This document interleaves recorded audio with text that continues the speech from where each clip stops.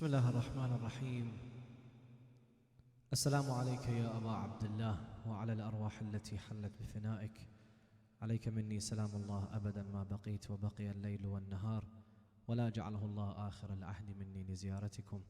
السلام على الحسين وعلى علي بن الحسين وعلى أولاد الحسين وعلى أصحاب الحسين، خصوصا سيدي ومولاي أبي الفضل العباس واخته زينب جميعا ورحمة الله وبركاته. The poet Haydar al-Qazzaz comes and describes the relationship between Fatima Zahra alayhi salam and Imam al-Hussein, upon which Fatima Zahra is narrated to have been present, or in the poetic narrations and the poetic license, it's as if Fatima Zahra is on the plains of Karbala and Imam al-Hussein is responding to Fatima Zahra, specifically when it comes to her request to Sayyidah Zainab. ماذا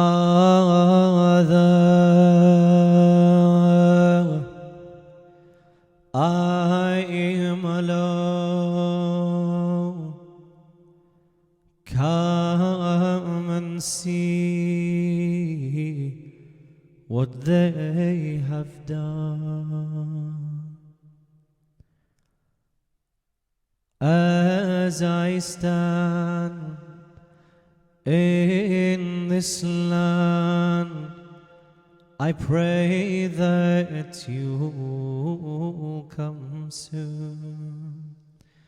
I need you here, a mother's care to tend to all my wounds. Mother, I'm alone. Come and see what they have done. Mother, are you proud that I gave all that I have? Your last request, she kissed my chest, and now she cries in fear. By my side, the time has come, I see you waiting there. As I fall to the ground, you catch me in your arms. Leave me be, help Zainab, her screams I cannot bear. Mother, just like you, my ribs were broken too. Mother, did you see what Shimir has done to me? Mother, are you proud that I gave all that I have? Mother, I'm alone. Come and see what they have done.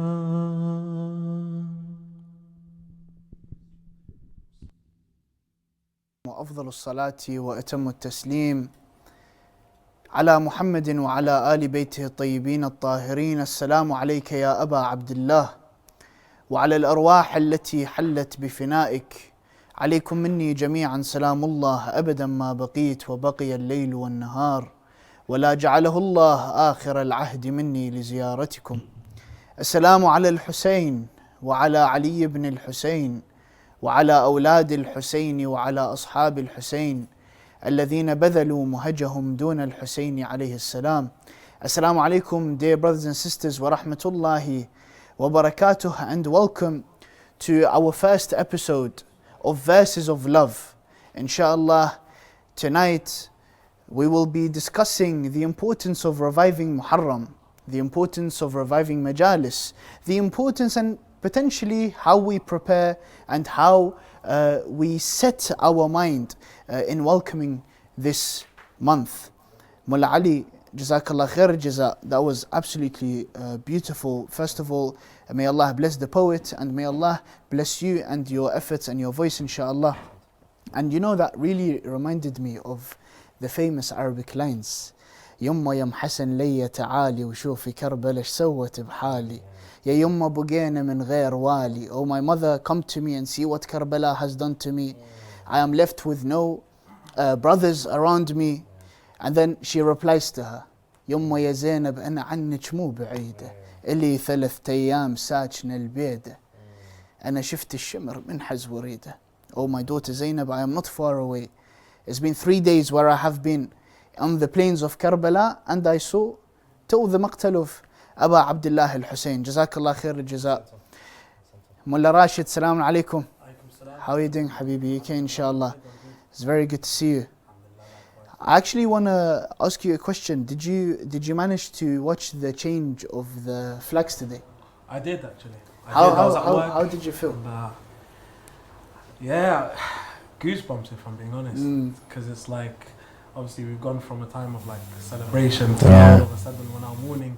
And do you know what it was? It was while I was watching it, it was just hearing in the background the chants of Labbaika Ya Hussein. Yeah. Like it was proper giving me goosebumps. Subhanallah, it was something. Really Subhanallah. It really does echo, doesn't it, Mulla? It does, yeah. I mean, everyone kind of really looks forward to that moment because that just signals the start of the mourning period. Because you know, when you see on social media and Instagram, some people actually kind of have a countdown to Muharram. So they even commemorate the time that Imam Hussein leaves Medina, and there's a majlis that's created for him leaving Medina and reaching certain milestones. And so the countdown kind of began 6, 7, maybe 8 months ago. But then the official changing of the flag really signifies 2 things: the start of the mourning period, but also remembering Imam al-Mahdi Ajallahu Ta'ala Farajah Sharif, who is mourning with the mourners. Because I sometimes get confused with the colors, but I think it's red normal days. However, it's changed to black, signaling that this person needs to be avenged, and he is the one that's going to avenge Karbala, Imam Mahdi Ajallahu Ta'ala. Inshallah, we pray for the hastening of his reappearance, inshallah. Do you know what, Mulla? Actually, when I come to prepare for Muharram, you know, sometimes you do need to set yourself in a specific mindset. So obviously I've spent, for example, time preparing lectures, preparing my Masa'ib recitations, etc. But then when it comes to the changing of the flag, I don't know, something about it just changes everything. So I would sit down, I would make sure to watch it, and I'll give it my undivided attention. I'll forget about my majlis for a second, just leave it all to the side. And it really does put you into a mindset, prepares you for your majalis. And subhanallah, straight away, the moment you see that flag rising, it's as if the atmosphere changes. And we're so many miles away, like we live in London. But subhanallah, the atmosphere changes, the mood changes, everything changes. Actually, I was wondering, I'll actually ask Mulla Rashid first, if you don't mind. How do you prepare for welcoming Muharram? I think I'll give probably the most cliche answer, but it's just probably just listening to Latmiyas and just preparing basically for that mourning period, I guess. Because obviously, like I said before earlier, you know, we're listening to nasheeds and we're in a very happy mood. But obviously, when you change that and you're now listening to latmiyas and masa'ibs and lectures, it proper changes the... On that point, it's difficult because you know that you have Muharram coming up, so there's majalis that we have to prepare for, and then there's poetry that you have to prepare, and then your mindset has to think, well, I need to live this poem, I have to breathe this poem, I have to really be intertwined with its meaning, and so naturally you kind of become affected by the poetry, but at the same time you're still preparing for your current majalis, your current programs, be it the celebrations as Mulla mentioned, especially Eid al-Ghadir comes up 2 weeks before Muharram. So the height of excitement and joy and passion for the Ahlul Bayt alayhim salam reaches such a high, and all of a sudden 2 weeks later we have to get into the mind frame of, you know, mourning and preparing for Abu Abdullah al-Hussein alayhi salam. The changing of the flag cements this, almost like a nail in the woodwork, in the structure, that the last nail saying to you, okay, now it's begun. This is the time of mourning, this is the time of change. Anything that you've thought about in terms of your experiences, anything that you are worried about, anything that you wanted to change over the last couple of months, now is the time to change, because you're in that mourning period. You're connecting to Imam Hussein alayhi salam. When you're connecting to Imam Hussein alayhi salam with the tears and your heart, change usually happens, because it's easier to change when you're, I'm not sure if you've noticed, but sometimes when you're really remorseful about something, or during, for example, Layl al-Qadr, and it's a really sad moment, sins, and you know, the problems that you might have, and the anxiety that you might have over certain things about life. When you cry, it almost gives you like this sense of relief and a dedication to change. So the changing of the flag almost does signify to us as followers of Imam Hussein to start that change as well. Whatever change that you wanted to do in your life, be it prayer, be it salah, be it relationships with your families, for example, be it life itself, that change of the flag can signify and can be a boost for your change in life. You know? Yeah. Do you know, actually it's interesting that you mentioned Eid al-Ghadir as well, because there are some scholars that when they remember Eid al-Ghadir, for some of them it's a mourning period. In the sense that they say this is the start of the Madhlumiyya of Ahlul Bayt. From this day, so I remember specifically Sayyid Jasim Tuwarjawi, may Allah bless his soul, where he said this is truly the start of the oppression of Ahlul Bayt, where people started showing their true colors, etc. And of course then Muharram comes, and Imam al-Hussein alayhi salatu wasalam stands in front of them. He says, why do you fight me? Is it because I have oppressed you? Is it because I have changed the sharia of Allah subhanahu wa ta'ala, etc.? He gives them multiple reasons. They say to him, no. So why are you fighting me? نُقَاتِلُكَ بُغْضًا لِأَبِيكِ. We are fighting you in hatred towards your father. And this is not far, because they did the same at the door of Fatima al-Zahra alayhi salatu wasalam, where they said that I felt Fatima behind the door. The second himself, he says, I felt Fatima behind the door. أَنَّتْ She moaned a moan. كِدْتُ أَنْ أَرِقَّ لَهَا. I was going to leave her alone. لَكِنِّي ذَكَرْتُ عَلِيًّا وَسَيْفُهُ وَوُلُوهُ بِدِمَاءِ الْعَرَبِ. But I remembered Ali and his sword in who? The blood of the Arabs. But which Arabs? Of course the pagan Arabs. فَعَصَرْتُهَا تِلْكَ الْعَصْرَةِ. Subhanallah. Subhanallah, the hatred does show. And then when you come to the dam'a, to the tear, to the crying emotional part, this is actually one of the most important parts of reviving Muharram, because something about emotion, as you said, cements something in the heart. And this is why you find that with many, and subhanAllah, the link is amazing, that this aqeedah that we have, that we cement through tears, is actually stable. And if you find that the people that are of that school of thought have a stronger jurisprudential side as well and knowledge than other schools of thought, because their aqeedah has been cemented, and the aqeedah is the start to your jurisprudence, because without aqeedah there is no jurisprudence. Of course, fiqh ahkam, there's many fiqh ahkam that are important. However, without aqeedah, fiqh ahkam would be put to the side. So inshallah, we ask Allah subhanahu wa ta'ala to allow us to be amongst the mourners of Abu Abdullah al-Hussein, especially when the Imams would say, in kunta bakiyan li shay' fabki al-Hussein. If you were to cry for something, then cry for Abu Abdullah al-Hussein. Mullah Rashid, I want to ask you, in general, away from preparation for majalis, how do you feel Muharram has an effect on you? That's a good question. I'd say probably more of the kind of emotional side of things, because obviously every day we're going to majalis 10 nights straight, we're hearing different masaibs of different personalities, and I think that obviously has an effect on you. For example, if we look at, Abul Fadl Abbas's night, talking about what happened to him, how his family, wear on that night, you know, it's not something normal. So I think personally, like, it has a very emotional effect on me, and it's a thing where it's like, you know, you're in that zone now, and it's just, yeah, same. Mulla Ali, you've got an amazing son, 5 years of age. Alhamdulillah.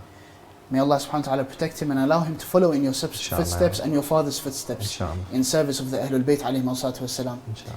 Do you use specific ways to prepare him for this time? Yeah, this is a very good point actually, because ever since, inshallah, I pray that those who aren't married to get married, and who don't have kids, inshallah, to have kids. You begin to see the mourning period in Muharram quite differently, because it's not just you yourself and your connection to Imam Hussein. You now have a responsibility to give that love or that commitment to Imam Hussein and the Ahlul Bayt alayhim salam to your children, the same way that our parents did to us. One of the ways that our parents prepared us as the next generation to mourn Imam Hussein alayhi salam was to attend the majalis and to go into the mosque, whether we understood what was saying or not. It's the environment that shaped our worldview, and that environment was Muharram, Imam al-Hussein. You dedicate that 10 nights to Imam al-Hussein. When I grew up, it was, you know, quite strict in that sense, traditional, like, you know, no TV, you're wearing black all the time. The typical things that you would do during the year, you put it to one side because you're dedicating your life now to Imam al-Hussein alayhi salam. So I'm trying to do kind of the same things with my children, and so making them attend the majalis, even though they may be a nuisance to others. But actually, on that note, I'm not sure if you guys saw this post on Instagram. It kind of went viral because it was a letter addressed to the elders and those who attend the majalis to be patient with the parents that bring their children to the mosque and to bring them to the majalis. Reason being is that in order for us to be able to make sure that our youth, the ones that have grown up, attend the majalis, they need to start young. But when they start young, the parents that bring their children are always seen in a different light. And they're seen as, oh no, that he's brought his kid here and it's going to be a nuisance, he's going to make so much noise and it's going to interrupt the majalis. But at the same time, these kids are still finding their way in the world.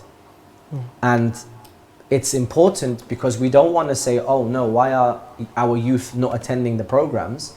Well, they were kicked away or put to one corner or put to one side when they were growing up because the parents felt like, well, I don't want to be a nuisance to other people. And so we urge, I urge all the organizations out there to have a section dedicated to the young children, right?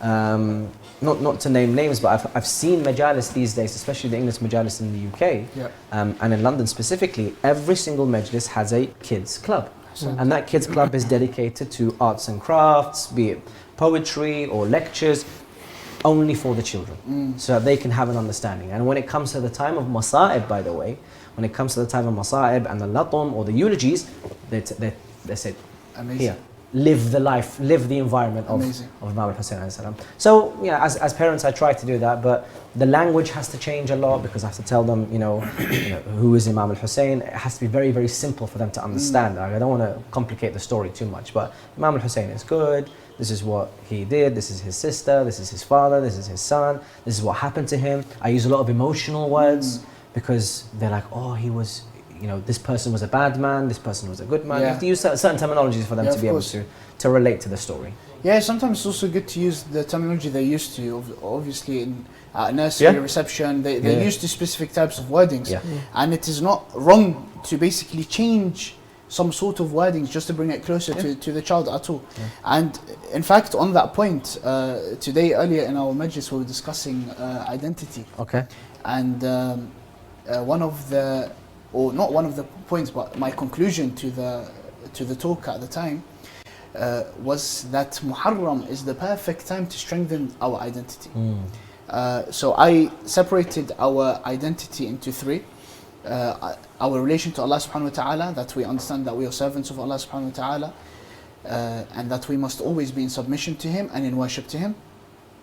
Number two, our relation to the Imam, that we must recognize that there's an Imam that we follow, and that on the Day of Judgment we will be called by that Imam. So we need to be careful of who that Imam is in our heart, not our tongue.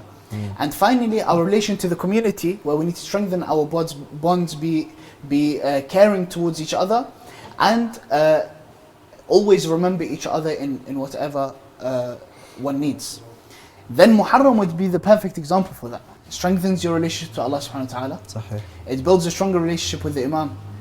Both Imam Hussein alayhi salam as an individual, and also Imam al-Hujjat al-Muntadhar, Ajal Tafraj al-Sharif, especially if we start to comprehend and understand the idea. And do you know what, sometimes when this is mentioned on Manabir, people think that the lecturer is just saying that for the sake of making someone shed a tear. Yeah. But reality, it's not. Reality is, if we believe that the Imam is in occultation, it means that he is present, but covered from our eyes, which means that potentially, if this is counted as a majlis, inshallah, the Imam would be present. SubhanAllah. Meaning that every organization that does a majlis, it's not their majlis. It's not like I'm going to that person's majlis. No, that person becomes what we call the wasit, the middleman. Between who? Sahibul Aza. The one who is closest to the Imam in relation is who? Imam al-Hujjah. When we go, for example, to a Fatiha and we want to pay respects to someone, you'll usually find if the son is passed away, the father would be there. If the father, the eldest son would be at the door. In this case, who would be? The closest relationship. So Sahib al-Zaman would surely be present by the door. Surely. SubhanAllah. And welcoming the mourners of his grandfather, Abu Abdullah Hussein. When we come to understand that, then we understand that this truly will strengthen our relationship to the Imam, because we'll be in presence of the Imam Ajal Tarfaj al-Sharif. And lastly, our relation to the community. And here, in regards to, for example, children, you mentioned, for example, kids clubs and stuff like that. They grow up around these individuals who all share similar values, which is the values of Abu Abdullah, the values of Rasulullah, the values of Amir al-Mu'mineen. And truly that is beautiful, because as they grow up, as we've all seen, that when we grow up, we remember our friends from Majalis and we become closer to them, even if we lose contact with them during school time.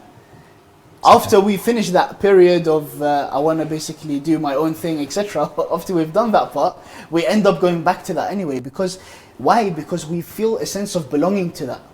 And this is another important part of reviving Muharram. Mulla Rashid. Yes. I heard you have a Qasida for us today. Yes, inshallah. Inshallah, I would love to hear it with your beautiful voice, inshallah. Inshallah. Bismillah. Do you wanna? Yes. Ya Allah. We'll perform a salawat, inshallah. Allahumma salli ala Muhammad wa ali Muhammad.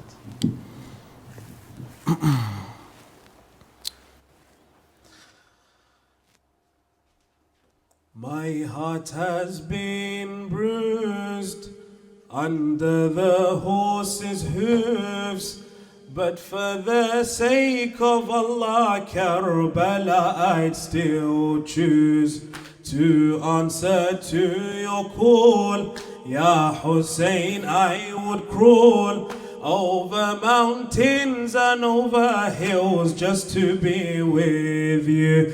Until my Imam is at rest, I will beat the pain of my chest. Until my Imam is at rest, I will beat the pain of my chest. Only to serve you, only to serve you. My heart has been bruised under the horse's hooves, but for the sake of Allah, Karbala, I'd still choose to answer to your call. Ya Hussein, I would crawl over mountains and over hills just to be with you. Until my Imam is at rest, I will beat the pain of my chest. Until my Imam is at rest, I will beat the pain of my chest. Only to serve you, only to serve you. Zainab cried, brother, my heart broke into pieces when I saw Shimmer sitting on your beloved chest. My back broke as I heard the call for the horses. Allah knows I couldn't withstand the pain from what I witnessed. How can my life go on when my Hussein has gone? Who will protect us on this dark and lonely night? Oh, the light of my eyes, they took you from my side. I will be longing for you until we reunite. I will complain to our Father about how your head was severed. I will complain to our Father about how your head was severed. Ya Hussein, I'll cry. Ya Hussein, I'll cry. My heart has been bruised under the horse's hooves, but for the sake of Allah, Karbala, I'd still choose to answer to your call. Ya Hussein, I would crawl over mountains and over hills just to be with you. Until my Imam is at rest, I will beat the pain of my chest. Until my Imam is at rest, I will beat the pain of my chest. Only to serve you, only to serve you. My beloved, when you left, our tents were burnt and plundered. They show no mercy to us as our rights were violated. And as we ran, they disregarded our sanctity and honor. What can I say? How on the streets of Sham we were paraded. Look at what they have done. Their evil has begun. Women and children were whipped and chased into a corner. By Allah, I cannot bear to see your head on a spear. Being away from you is the ultimate torture. Until we meet at Al-Kawthar, I won't enjoy drinking water. Until we meet at Al-Kawthar, I won't enjoy drinking water. Ya Hussein, Master. Ya Hussein, Master. Hey, my heart has been bruised under the horse's hooves, but for the sake of Allah, Karbala, I'd still choose to answer to your call. Ya Hussein, I would crawl over mountains and over hills just to be with you. Until my Imam is at rest, I will beat the pain of my chest. Until my Imam is at rest, I will beat the pain of my chest. Only to serve you, only to serve you. Zainab cried, brother, my heart broke into pieces when I saw Shimmer sitting on your beloved chest. My back broke as I heard the call for the horses. Allah knows I couldn't withstand the pain from what I witnessed. How can my life go on when my Hussein has gone? Who will protect us on this dark and lonely night? Oh, the light of my eyes, they took you from my side. I will be longing for you until we reunite. I will complain to our father about how your head was severed. I will complain to our father about how your head was severed. Ya Hussein, I'll cry. Ya Hussein, I'll cry. My heart has been bruised under the horse's hooves. But for the sake of Allah, Karbala, I'd still choose to answer to your call. Ya Hussein, I would crawl over mountains and over hills just to be with you. Until my Imam is at rest, I will beat the pain of my chest. Until my Imam is at rest, I will beat the pain of my chest. Only to serve you, only to serve you. Sallu ala Muhammad wa ali Muhammad. اللهم صل على محمد وآل محمد. أحسنت. طيب الله عنك. Can I ask, sorry Shaykhna, can I ask who the poet?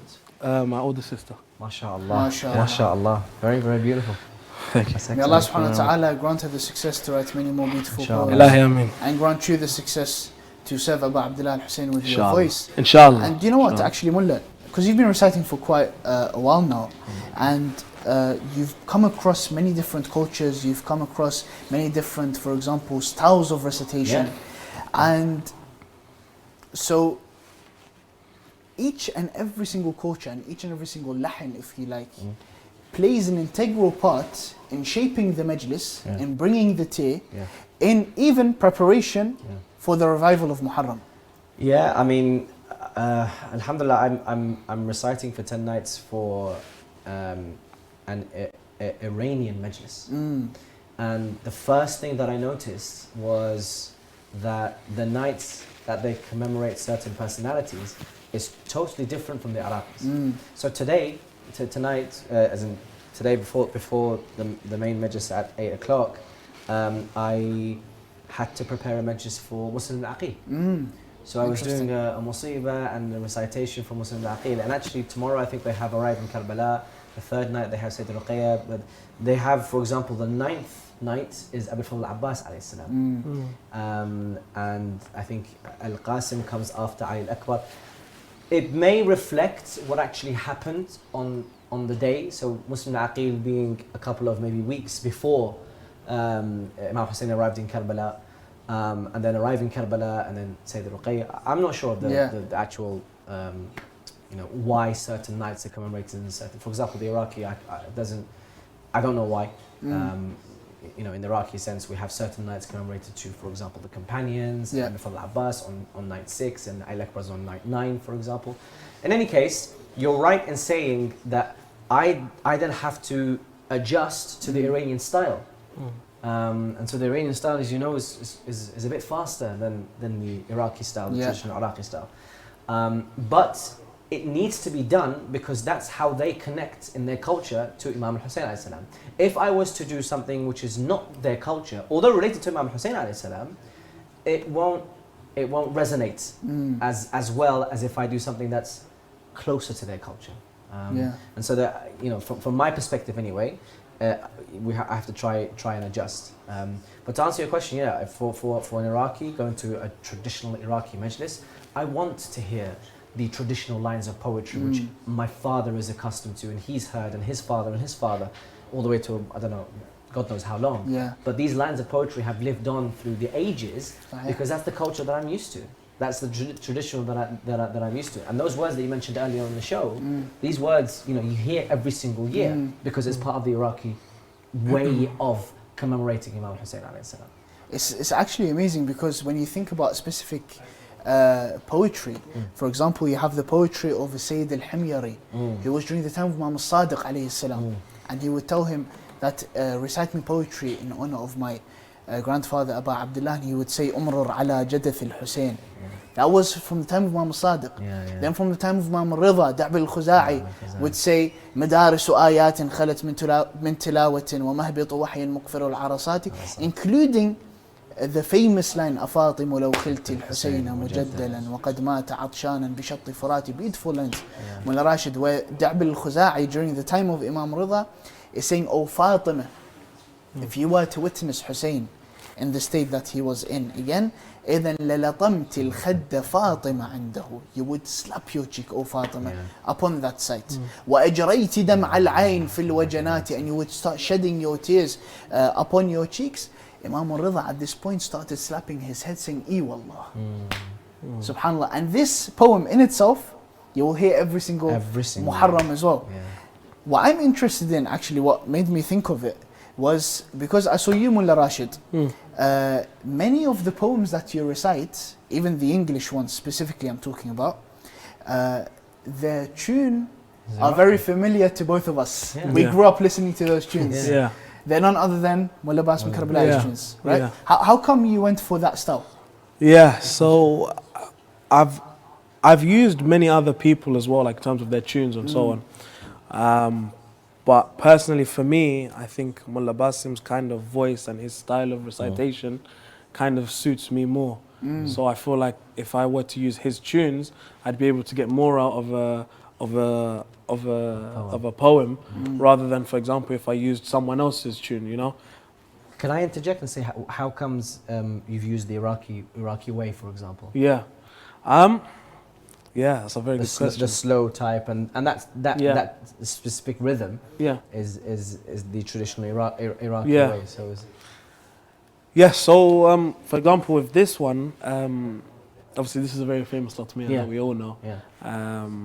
And you know, we really wanted to do something on it, so that's kind of why I picked that. But normally, it kind of just depends on, you know, the majlis or where I am or what I'm kind of doing, whether it's, for example, maybe a nazla or like just a muqaddama. It kind of just more varies, to be fair. But like on today's occasion, it was just kind of, you know, this was a qasida. This was a qasida that I thought, you know, I really. No, as in, like for example, is there a certain cultural way from where you're from that has commemorations and eulogies and latmiyat?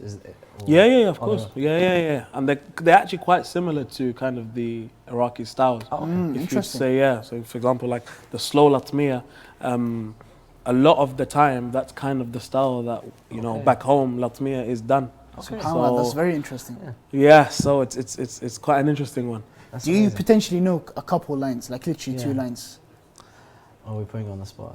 I'm sorry, I'm sorry, Mulla. Do you know what it is? I know it, but fine. I don't know it by heart. That's what, so I need the words. No, that's totally fine. But it's quite interesting actually, because this is also one of those things why it's important to revive the month of Muharram, because the different styles that we use, and like for example, if I was to focus on the Iraqi at least, because that's where I grew up, that's where I know. Like for example, the Karbala'i, you're waiting for that mimar. You're waiting for the shot. You're waiting for that. And for example, the Najafi, if you don't hit Leddegat on the day of Abir Fadhil Abbas, that means the Radud's getting kicked out of the majlis. Like it's certain things about them that truly keeps that majlis alive. And subhanallah, there's this general ruling that goes that anything that helps in keeping the message of Imam Hussein alive, and anything that, for example, of course, as long as it does not do any harm to the Imam or his status, is something that would be good to share and to do stuff like that. So it's actually quite amazing to see. And then I've actually had the pleasure of reciting at Pakistani centers over the past few years, where they have a complete different way of commemorating, and the one that really struck me, because we're used to waking up like literally one eye closed, one eye open to go to the maqtal. Whereas the Pakistani center, we're doing it after dhuhr. And that was very interesting for me. That was a first for me. Have you experienced something like that? As in, I've done a maqtal at night before. That's very interesting actually. Because it was in Debo in America, and the majority of the people, don't get me wrong, they did it in the morning, so between 9 and 10, 10 and 11, that kind of time. And you're right, because you know the whole night was spent in kind of commemoration and then waking up to get to the maqtal. Sometimes it's a bit difficult. So we thought that, you know, the youth come in the evening. There's about 900 of them anyway. Why don't we just give them a maqtal experience they perhaps missed out on? earlier in the day because there wasn't many English ones. So that's the only reason why I done it in the evening. Otherwise, you're right. Most of the time it's 9 o'clock, 10 o'clock. I've never had anything in between or after 1 o'clock, for example. صحيح, but at the end of the day, يعني all these different ways of commemorating, and the more you see the message of Imam Hussein alayhi salam expanding across the world, the more ways of commemorating that you find, and these are all parts of the things that enlivens the cause of Abu Abdullah al-Hussein. So it is actually quite interesting from that perspective. One other thing that I heard in your Latmiya, just to serve you. Servitude. Mullah, I'm going to give this one to you. Of course, serving, we can always say we are serving, we can always say I'm a khadim, but what quality should we be aspiring for? So a lot of people see, for example, when they look at the mosque, there's different roles and responsibilities that a lot of people feel like, oh, this one is more of a khadim than that one. This one is not really liked. I want to be in the limelight. I want people to notice my khidmah sometimes. But look, the criteria of a khadim is exactly what Imam al-Hussein wants you to be. I could be a khadim by cleaning. I could be a khadim by writing articles. I could be a khadim by lobbying. The khidmah isn't specifically to the majlis of Abu Abdullah al-Hussein alayhi salam. Although in those 10 nights, don't get me wrong, in those 10 nights, clear everything that you have, clear your schedule and make sure it's totally committed to the majalis. And just being there, it could be as little as picking up certain litter, for example, or it could be reciting on the minbar. But essentially the criteria has always been akhlaq is number one, manners, salah, for example, everything. You don't want to, for example, Imam Hussein died for salah. Imam Hussein stood up in the battlefield in the middle of a raging battle, and he still made time for his salah. So if we're a khadim but our salah is not on point, then there's certain questions that needs to be asked about the actual intention of your servitude. Of course, we can try to be better, but the whole point is that whatever Imam Hussein alayhi salam stood for, the criteria is that for a khadim. So be it salah, be it the way that he speaks to his family members, the way he speaks to his enemies with compassion. By the way, it wasn't just animosity, it was more compassion. He felt sorry for his enemies, and he's trying to explain to them, look, don't do this. Time and time again, don't do this. I'm the grandson of the Prophet. You're going to be killing someone. It's going to be on your necks. So compassion, for example. So there's always certain qualities. But the main thing is making yourself available and making yourself available for service within the mosque. I think that's the most important thing. Let's get into the majalis. We've had 2.5 years of the whole COVID situation. People have been away. And there's a thirst, I feel like, especially this year. Last year we had it as well, but last year was just coming out the whole COVID situation, so people are still umming and ahhing. Now this year, there's a real thirst to get back into the majalis, get back into the full flow and the full swing of the commemoration, the 10 nights of commemorating Abu Abdullah al-Hussein. You know, on that different, for example, ways of khidmah that you mentioned, a famous poem comes to mind. أحضر مجلسك يا حسين خليني. Allow me to attend your مجلس أو أبا عبد الله. وخلها الدمع وخلها توديني خلها تجيبني الدمعة وتوديني. And let my tear be the one that would bring me to the مجلس and take me away from the مجلس. أحضر مجلسك خليني يا مولاي. Oh master, allow me to attend your مجلس. أسطر الأحذية لو شيل بوش الشاي. I will put the shoes in the shoe rack, or I will pick up the tea, the صينية, what would you call it? The tray. The tray of tea. لو أكنس المجلس, لو أوزع الماء, or I will hoover the مجلس, or I will give out water. واليلعن يزيد يصيح لي انطيني. And the one who performs la'na upon Yazid is like the one who is telling me, give me some water. So it's honestly amazing how you see that these different parts of khidmah, what do? They complete the majlis, they complete the revival aspect. And many times people might ask, for many other imams, we, for example, might revive 1 day, 2 days, 3 days. But for Abu Abdullah, we're starting from the first night of Muharram up until the 10th, and then after that we commemorate even more, etc. And it's a valid question, why specifically for Abu Abdullah? So regardless of all the other aspects and the aqaidi aspects and all of that, I think one simple answer is more than enough, which is that we follow the sunnah of the infallibles.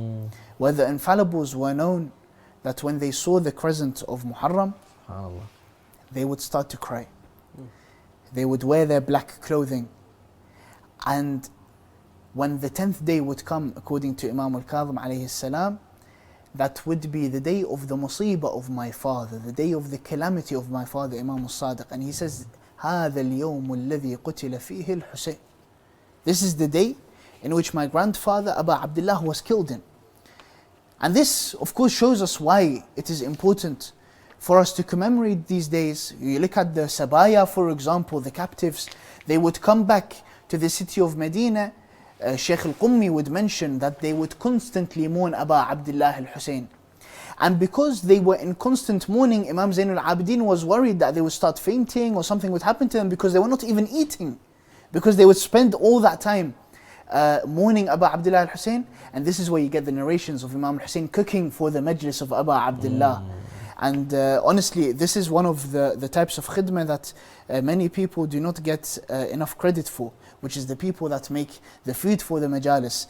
We tend to be very critical of the food. This needs salt, this needs that. But subhanAllah, they are doing the khidmah that Imam Zain al-Abidin was doing during the time of majalis. So as you said, let us have some more compassion with these things. And do you know what? I would like to share a poem with you guys, inshallah, where the poet is talking to the crescent of Muharram as it has just appeared.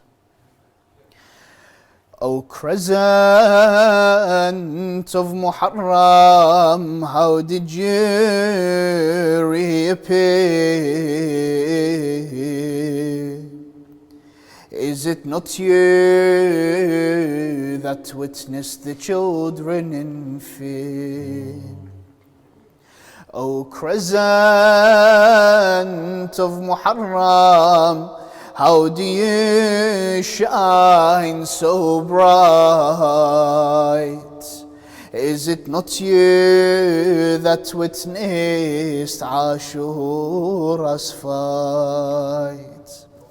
O crescent of Muharram, how do you stand so tall? Is it not you that witnessed Abbas's fall? O crescent of Muharram, do you not feel ashamed? Are you not the one that witnessed Lady Zainab chained? O crescent of Muharram, with blood dye yourself in red, since on a spear you witnessed Hussein's head. Ajarakum Allah. On nights like these we are aiding Sahibul Zaman in mourning for his grandfather Abu Abdullah. But we are also aiding a loving mother crying for her beloved son,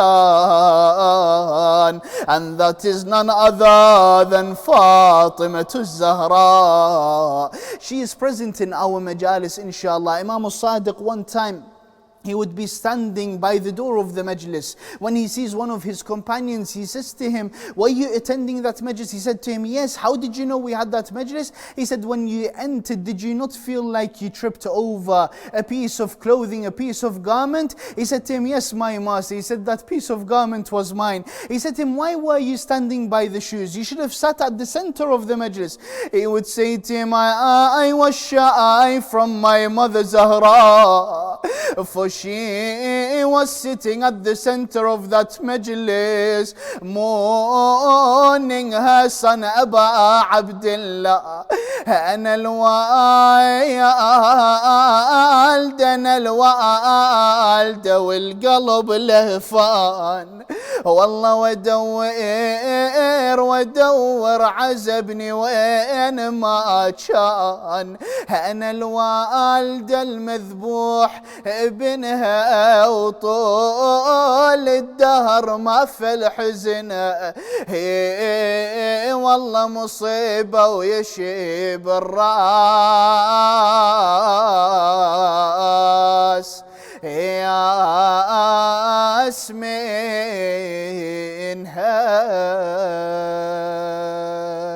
Why do I feel heartbroken, frightened and tense?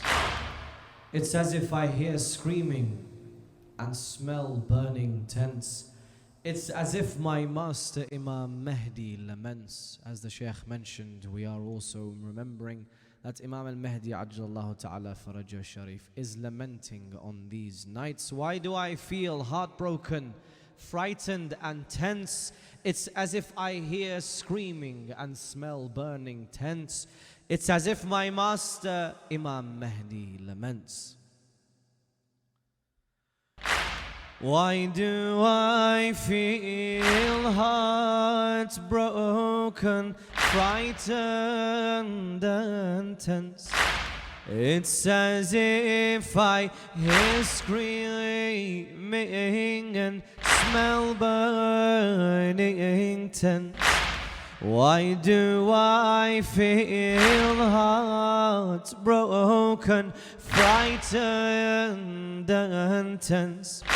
It's as if I hear screaming and smell burning tents. It's as if my master Imam Mahdi laments. It's as if my master Imam Mahdi laments. It's as if the heavens have been shrouded in black. It's as if Muhammad's son has a broken back. It's as if the foundations of Mecca have cracked. The light of God surrounded by devil's attack. It's as if love itself was surrounded by men, and they slashed and stabbed at it until it was gone, scattered on the plains of Taf. Love is but remnants. It's as if my master Imam Mahdi laments. It's as if my master Imam laments. It's as if smoke covers the earth and all turns dark, as if all has flooded and men destroyed the ark. 'Cause beyond the hand that lit the tents with the spark, and on the cheek of Ruqayya left a red mark. I see women crying, cloaked as if they're statues, turned to stone by sorrow here on Karbala's dunes. as they're charred and ruined by the smoke of the tents. It's as if my master Imam Mahdi laments. It's as if my master Imam Mahdi laments.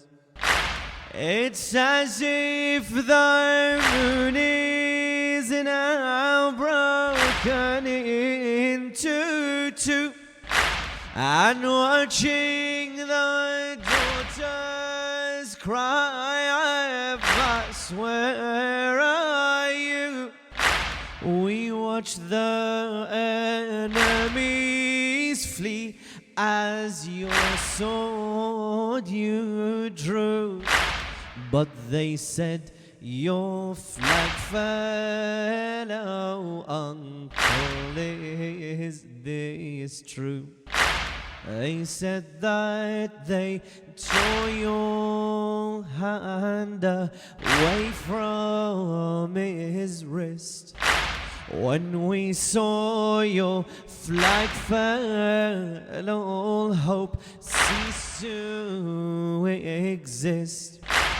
And Ruqayya prostrated with her small back bent. It's as if my master Imam Mahdi laments. It's as if my Imam Mahdi laments. It's as if Hussein cries out, Allahu Akbar.